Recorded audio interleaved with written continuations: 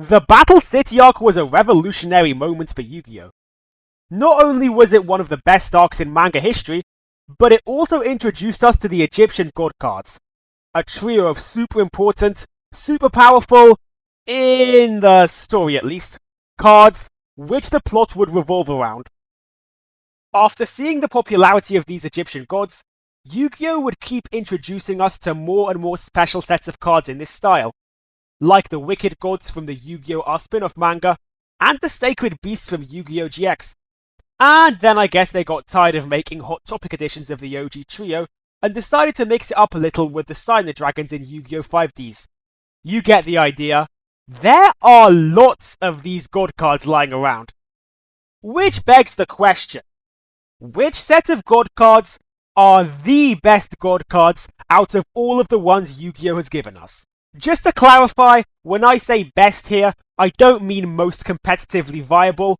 Otherwise, the winner by a landslide would be Yu-Gi-Oh! Zexal's number cards for, reasons. I'm talking about which ones I think are the overall coolest. Cause there's a lot more to these cards than just their stats and effects. They've got some lovely art, and since we're talking god cards here, they're bound to have some epic story relevance too. With all that in mind, I have to say that the best god cards are the 3 star gods: Sophia, Goddess of Rebirth, Tierra, Source of Destruction, and Avida, Rebuilder of Worlds. Yeah, I know, this is a scorching hot take, and a lot of you are either going to disagree with me or be scratching your head wondering what the hell are these cards and where are they from. So let's get into that. The Star Gods are a set of god cards that come not from any Yu-Gi-Oh! Anime or manga, but rather from the card lore. Yep, for those of you who didn't know, some Yu-Gi-Oh! Cards do tell interconnected stories through their artwork, and they are awesome. It just so happens that the Star Gods appear in my 2 all-time favourite card stories, that being Duel Terminal and World Legacy, which I also consider to be the best Yu-Gi-Oh! Stories of all time, besides the original GX and 5Ds. So yeah, that does add a lot to the appeal of these cards. As for where they get their name from, the original Japanese names of these cards did have Star God in the kanji, but of course that was changed for global release, cause you know how it is with the censorship.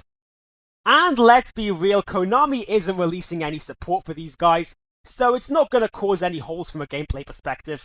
But these god cards have a lot more in common than just 2 kanji. In fact, I'd say they're the most consistently thematic god cards when it comes to their effects and design, which is another reason why I love them so much.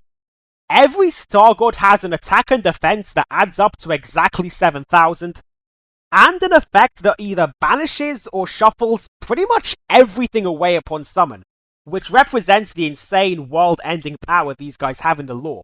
You know what? Speaking of the lore, let's get on to that right away. In the world of Duel Terminal, there exists the notorious Sacred Tree, thankfully without any runics lying around.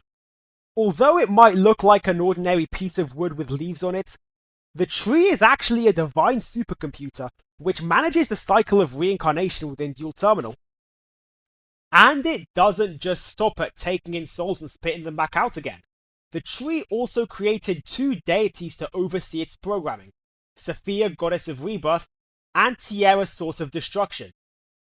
Obviously, one deity focused on rebirth and one focused on destruction isn't exactly a good mix of personalities, and the 2 started duking out for supremacy right away. In the end, Sophia won, and sealed Tierra inside the notorious Sacred Tree using an artifact called the Core. Sophia then went on to populate the planet with her creations, including a certain tribe called the Gem Knights. Sophia decided that the Core staying intact was way too much of a risk, so she split it up into 10 stones called pyroxenes and integrated these pyroxenes into the Gem Knights' very bodies. So that way Tierra would stay dormant forever, right? With her work done, Sophia went to sleep and then woke up again because the tribes would not stop fighting. Seriously, the entire Duel Terminal storyline is just these tribes either beefing with each other or with a common enemy. So Sophia was just like, okay, let's try this again, and attempts to kill everyone to essentially reset the world to how it was, so she can try making some more peaceful tribes. But Sophia clearly wasn't paying attention, because like I said, these guys beef with everybody, so naturally their first response is to kill God. Evil Storm Kerakaeon and Constella Sombra tag team Sophia, steal her power, and just straight up kill this angry cow lady. Bam! Okay, now surely the dual terminal world can know peace. Oh wait, there's still Tiara. With Sophia out of the picture, Tiara could start hatching its master plan to get itself out of that tree. The entire final arc of Dual Terminal is just Tiara trying different ways to do this, until it finally just about succeeds and comes back with full power. But Tiara doesn't get to achieve its goals of destroying the world, because the 11 Zephyr monsters combine into Zephyrath and kill it for good. Damn. Imagine spending time immemorial locked inside a tree.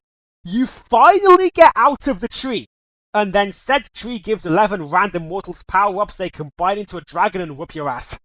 Sucks to suck, I guess. Now let's leave Dual Terminal behind and step into the world of World Legacy, where Avida is waiting. World Legacy was in many ways the spiritual successor to Dual Terminal. It covered similar themes, had a similarly large scale, and of course ended with the reveal that there was a third Star God. In the final battle, it revealed that at the center of the planet there exists the World Gears, which were essentially a divine supercomputer. Hey, where have we heard that before? And whoever uses these World Gears can essentially transform into a god. Right as the planet is about to split apart, Mech Knight Crusader Avromax uses the gears, transforming himself into the final star god Avida. With his mind now surpassing all human understanding, Avida considered just letting the world die, wiping the slate clean like Sophia wanted to with her world. But in the end, his humanity prevailed, and before he shot off into space to do whatever gods do, Avida used his divine powers to rebuild the world, and entrust it to his former companions. I love the implications of these three gods being scattered across two laws. Does that mean they're connected? Are there more divine supercomputers and star gods out there? The possibilities just get my brain pumping. I also find it super interesting how their brains function differently to the mortals in their stories. To Sophia, the tribes of Dual Terminal were just a failed creation she could try and replace with a better one. But of course, to the tribes themselves, they were living people with their own stories to tell and their own will to live. And as we see from Avida's thought processes the moment he stopped being Avromax, this is just the way star gods think. Sophia genuinely thought she was doing the right thing, and it makes me wonder, if she started off as a human like Avida did, would she have gone about things differently? But enough about moral dilemmas and peak fiction. There is one very important reason why the star gods are the best gods in my opinion. Just look at those artworks. Whoever designed these fellas absolutely snapped. The artists captured the size and scale of a god very well with these images. You can tell there's something otherworldly, incomprehensible. And it is so cool. Even if I knew nothing about the card lore, as long as I knew that this trio of gods existed, they would still be my favourites purely for this reason. And with that, I'll close things off by saying that I highly recommend you check out Dual Terminal and World Legacy if you haven't already. They are absolute masterpieces. This has been the Misawa Institute. I hope you enjoyed. Don't forget to like and subscribe. See ya!